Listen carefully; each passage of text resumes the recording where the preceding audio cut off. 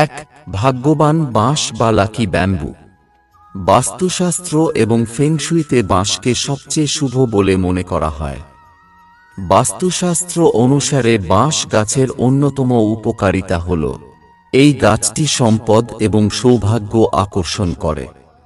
এই গাছ দ্রুত উপরের দিকে বৃদ্ধি পায়, তাই এটিকে অগ্রগতির প্রতীক হিসেবেও বিবেচনা করা হয়।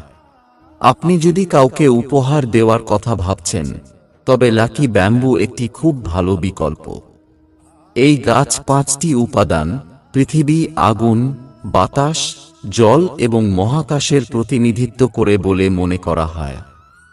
এটি বাড়িতে লাগালে অনেক ধরনের সমস্যা দূর হয়, সেই সঙ্গে ঘরে অর্থ আসার নতুন পথও খুলে যায়। বাঁশ গাছ লাগালে রোগ নিরাময় হয় এবং ব্যক্তির শরীরও সুস্থ থাকে।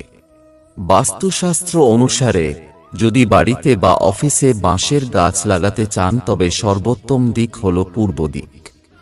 এই দিকে বাঁশের চারা লাগালে ঘরে শান্তি ও সুখ থাকে, সেই সঙ্গে অর্থনৈতিক অবস্থারও উন্নতি হয়।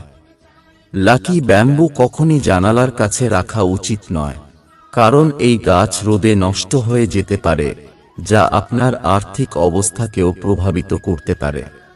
বাস্তুশাস্ত্র অনুসারে 3 স্তর বিশিষ্ট লাকি ব্যাম্বু খুবই সৌভাগ্যবান মনে করা হয়, তাই 3 স্তর বিশিষ্ট বাঁশ গাছ কেনার চেষ্টা করুন এবং তার উপর একটি লাল ফিতা বেঁধে রাখুন।